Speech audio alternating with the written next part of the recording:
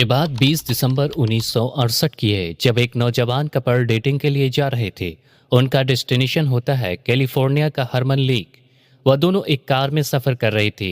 यहाँ car drive कर रहे थे 17 साल के डेविड फेराडे तथा उनकी गर्लफ्रेंड थी 16 साल की बेटी लू जैनसन।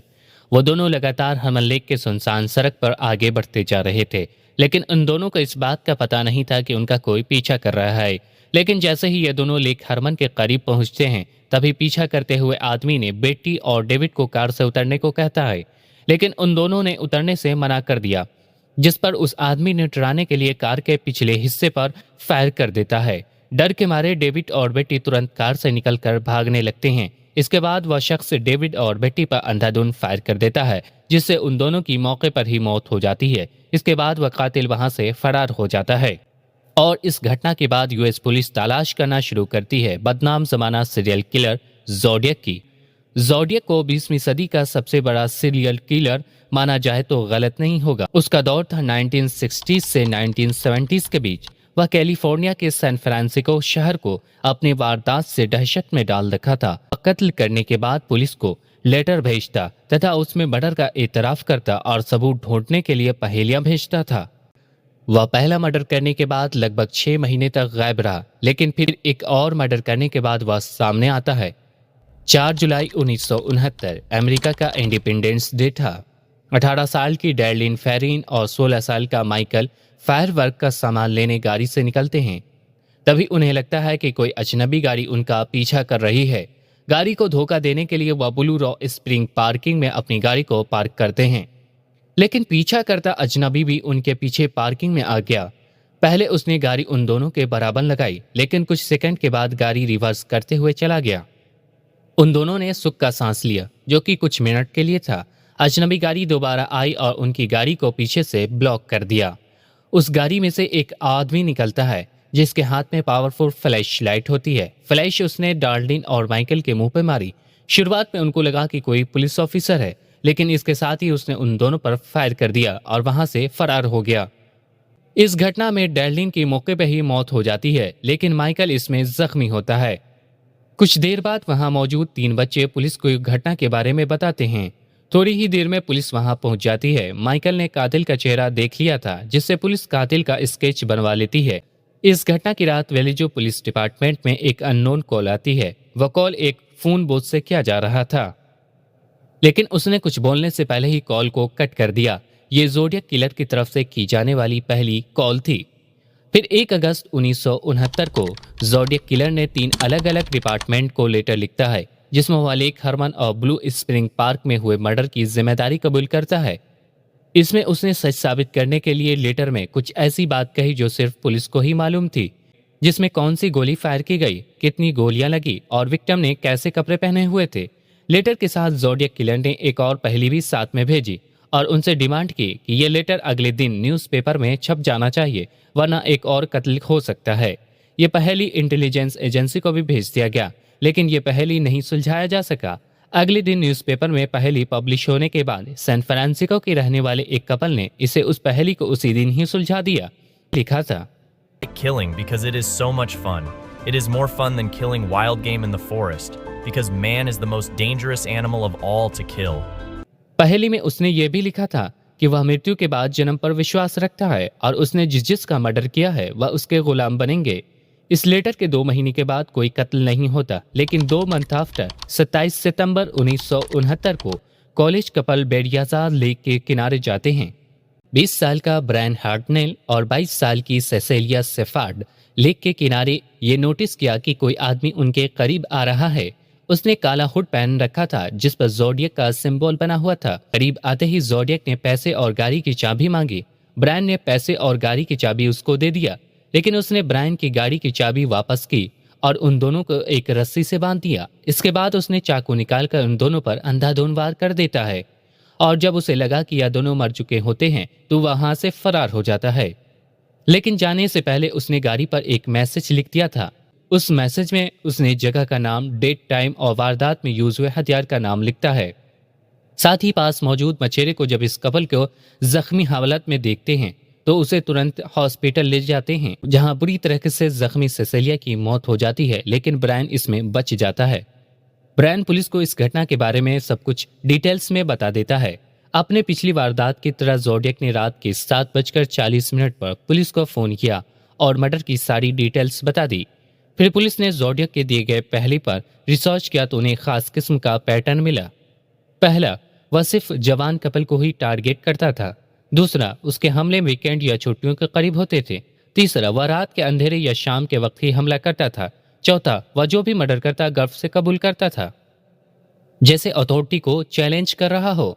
पांचवा, ज्यादातर मर्डर वहां किया गया जो कि जाने माने डेटिंग पॉइंट थे। छठा, ज्यादातर मर्डर गाड़ी में किए जाते थे।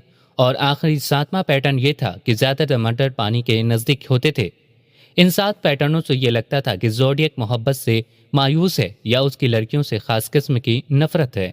चूंकि पिछले 3 हमले में से 2 लड़के बच गए थे। हालांकि पुलिस को इस बात का पता नहीं था कि ज़ोडियक का अगला टारगेट इस पैटर्न को तोड़ने वाला है। पिछले मर्डर से सिर्फ 2 हफ्ते बाद 11 अक्टूबर 1969 को ज़ोडियक ने पॉल स्टीन नामी एक कैब ड्राइवर को रात के 9:30 पर उसे पेर्जिडो हाइट के मैपल स्ट्रीट जाने को कहा। जब ड्राइवर अपनी मंजिल पर पहुंच गया तो ज़ोडियक ने गाड़ी रुकने का इंतजार किया और फिर पॉल स्टीन को पॉइंट ब्लैंक रेंज से शूट कर दिया। उसके बाद ज़ोडियक आगे पैसेंजर सीट पर बैठता है और पॉल स्टीन के शॉट का एक टुकड़ा काटकर अपने साथ ले जाता है। इस मर्डर के दौरान पास की बिल्डिंग से 2 बच्चे ये सारी वारदात देख रहे थे। उन्होंने तुरंत पुलिस को कॉल किया, लेकिन उनसे एक गलती हो गई। उन्होंने पुलिस को ज़ोडियक का हुलिया बताते वक्त उसका रंग काला बता दिया। उस एरिया में एक पुलिस कार पेट्रोलिंग पे निकली हुई थी। उन्होंने तुरंत उस रूट पर गाड़ी को मोड़ता जिधर कैब ड्राइवर का मर्डर हुआ था और फिर पुलिस का टकराव होता है ज़ोडियक से, जो हल्की धुंध के बीच पैदल चल रहा था। क्योंकि पुलिस काले रंग के आदमी को ढूंढ रही थी, इसलिए उनका शक इस आदमी पर नहीं गया। पुलिस ने रुककर ज़ोडियक से पूछा कि उन्होंने यहाँ पे कुछ अजीब सा देखा है, तो ज़ोडियक ने कहा कि आगे गली में एक आदमी गन लहराता हुआ गया है। तो पुलिस उसके बताए गए डायरेक्शन में तुरंत मुड़ जाती है।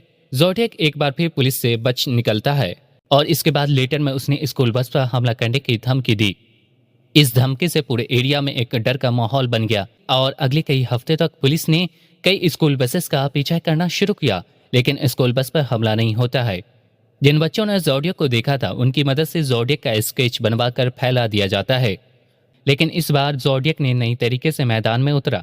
टैक्सी ड्राइवर के मर्डर के सिर्फ 10 दिनों बाद 22 अक्टूबर 1969 को ज़ोडियक ऑकलैंड पुलिस डिपार्टमेंट में फ़ोन किया और कहा कि वह मेलविन बेल्ली, जो कि उस समय के जाने माने वकील थे, उनसे टीवी शो में बात करना चाहता है। ये चैनल 7 का टॉक शो था जो कि उस दिन समय से पहले शुरू हो गया था। और कुछ देर वेट करने के बाद ज़ोडियक ने कॉल की, लेकिन फ़ोन काट दिया। जब अगली बार उसने फ़ोन किया तो ये कॉल ज़्यादा टाइम तक चला। इस कॉल में ज़ोडियक ने अपना नाम सैम बताया। पूरे शो के दौरान उसने 35 बार कॉल किया, जिसमें 12 ही ऑन एयर हुई, बाकी 23 ऑफ एयर हुई। कॉल के दौरान वकील ने कुछ सवालात किए, जिस पर सैम ने उल्टे सीधे जवाब देता रहा। बाद में पता चला कि ये कॉल ज़ोडियक ने नहीं किया। चूंकि जिन लोगों ने ज़ोडियक की आवाज़ सुन रखी थी उन्होंने कहा कि ये ज़ोडियक की आवाज़ नहीं है। इन्वेस्टिगेशन से पता चला कि ये कॉल WAPA स्टेट हॉस्पिटल में मौजूद किसी मेंटल पेशेंट ने किया था। इसके 2 हफ्ते बाद ज़ोडियक की तरफ से एक न्यूज़पेपर को 2 और लेटर मिले, जिनमें इसने फिर से एक बार पहेली भेजी जिसे वह पेपर में छपवाना चाहता है। पहली पहेली को जो कि एक ही दिन में क्रैक हो गई, लेकिन दूसरी वाली पहेली ज्यादा मुश्किल थी, जो कि अगले 50 साल तक सुलझाया नहीं जा सका। लेकिन इसे सन 2020 में 3 कोड ब्रेकर ने एक कंप्यूटर सॉफ्टवेयर की मदद से सुलझा लिया। इस पहेली में ज़ोडियक ने अपने बारे में तो कुछ नहीं बताया और न ही कुछ खास इन्फॉर्मेशन बताई, लेकिन उसने एक बात जरूर बताया। टीवी शो में जो बात करने वाला था वह नहीं था, लेकिन न्यूज़पेपर को उसने जो लेटर लिखा था उसमें पुलिस के एक क्लू मिल जाता है। उसने लेटर में पुलिस को धमकी देते हुए लिखता है कि उसने एक बॉम्ब बना लिया है जो कि उसके बेसमेंट में पड़ा है। अगर वो ये बात सच बोल रहा है तो इसका मतलब ज़ोडियक अपार्टमेंट में नहीं बल्कि एक घर में रहता है जहां बेसमेंट हो सकता है। लेकिन उस समय बे एरिया में बेसमेंट इतना कॉमन नहीं था। और इस लेटर के 5 महीने बाद 22 मार्च 1970 को ज़ोडियक ने हाईवे 132 पर कैथलीन जॉनसन नामी एक महिला का किडनैप करने की कोशिश करता है, लेकिन खुशकिस्मती से वह भागने में कामयाब हो जाती है। और जब ज़ोडियक का स्केच दिखाया जाता है तो वह फौरन पहचान लेती है। अगले 4 सालों तक ज़ोडियक पहेली और लेटर लिखता रहा, जिसमें किसी में मर्डर का डिटेल्स तो किसी में मूवी का रिव्यू लिख देता था। एक लेटर में तो उसने बॉम्ब का लोकेशन तक बताया, लेकिन जब उस जगह पर छानबीन किया गया तो वहां कोई बॉम्ब नहीं मिलता है। ज़ोडियक का अंतिम लेटर 30 जनवरी 1974 को मिला, जिसमें उसने अपने मर्डर का स्कोर कुछ इस तरीके से लिखा था। जहां उसने 37 मर्डर करने का एतराफ किया, वहीं सैन फ्रांसिस्को पुलिस डिपार्टमेंट को इसमें 0 स्कोर दिए, यानी एक भी केसेस में उस तक नहीं पहुंच सकी। लेकिन पुलिस का कहना था कि ज़ोडियक मर्डर का नंबर गलत बता रहा है। जिस तरीके से ज़ोडियक ने मर्डर किए वह सिर्फ 5 हैं। पुलिस और इंटेलिजेंस एजेंसी CIA ने ज़ोडियक के बिहेवियर और उसके कत्ल करने के तरीके पर गहरा रिसर्च करने के बाद ये बताया कि ज़ोडियक कोई मामूली इंसान नहीं बल्कि एक मिलिट्री ग्रेड की नॉलेज रखने वाला इंसान है। और क्राइम स्किन से मिलने वाला जो जूता था वह कोई नॉर्मल जूता नहीं बल्कि विंग वाकर है, जो कि किसी मिलिट्री स्टोर पर मिलता है। इसके अलावा क्राइप्टो और साइफर यानी पहेली का नॉलेज इसने मिलिट्री से ही हासिल किया है। अब क्योंकि ज़ोडियक ने अपने प्रभाव पूरे अमेरिका में फैला लिया था, इसलिए न जाने कितने लोग खुद को ज़ोडियक कहने लगे। इसमें से असली ज़ोडियक को पकड़ना मुश्किल होता जा रहा था। शुरुआत में पुलिस का शक आर्थर ली एलन नामी आदमी पर गया। काफी सारे सबूत उस आदमी के खिलाफ जा रहे थे, जिसमें उसका बैकग्राउंड मिलिट्री था। साथ में उसके पास जो एक घड़ी थी उसमें ज़ोडियक लिखा था, साथ में उसमें ज़ोडियक का लोगो भी था। लेकिन यहाँ पर आर्थर की हैंडराइटिंग और न ही फिंगरप्रिंट्स ज़ोडियक से मिल रहे थे। कई साल पुलिस कस्टडी में रहने के बाद सन 1992 में आर्थर की मौत हो जाती है। पुलिस का दूसरा सस्पेक्ट रिचर्ड गायोस्की नामी एक आदमी था।